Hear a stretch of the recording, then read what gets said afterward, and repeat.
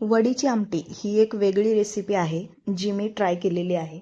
तर तुम्ही पण एकदा ट्राय करून बघा वडीची आमटी. त्यासाठी आपल्याला बेसन पीठ, थोडंसं ज्वारीचं पीठ एकत्र टाकायचं आहे. त्यानंतर आपल्याला जिरे, ओवा, हळद, मीठ हे सगळं आपल्याला एकत्र टाकून पाणी टाकून मळून घ्यायचं आहे. पीठ मळताना एक गोष्ट लक्षात ठेवायची आहे की हे थोडंसं घट्टच मळायचं आहे. त्यानंतर आपल्याला मसाल्याची तयारी करायची आहे, वाटण काढायचं आहे.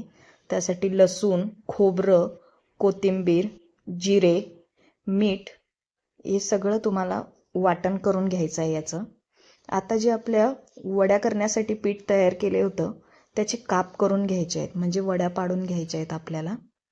अशा पद्धतीने बघू शकताय तुम्ही. तर या वड्या आपल्याला त्या आमटीमध्ये टाकायच्या आहेत.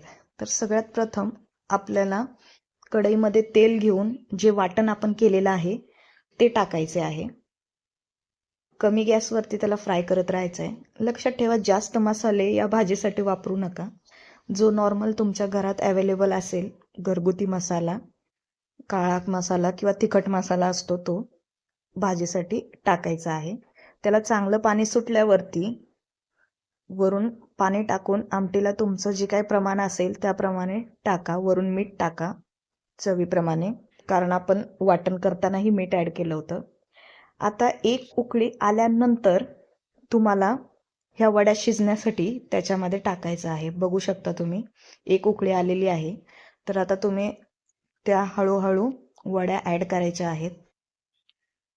वड्यांचं प्रमाण थोडंसं कमीच ठेवायचं आहे.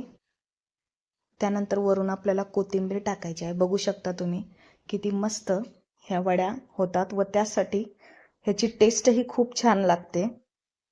भाजीसाठी हा खूप चांगला ऑप्शन आहे.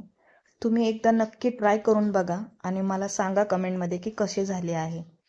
बऱ्याच वेळेला आपल्याला भाजीसाठी ऑप्शन नसतो, तर तुम्ही ह्या वड्या ट्राय करून बघा.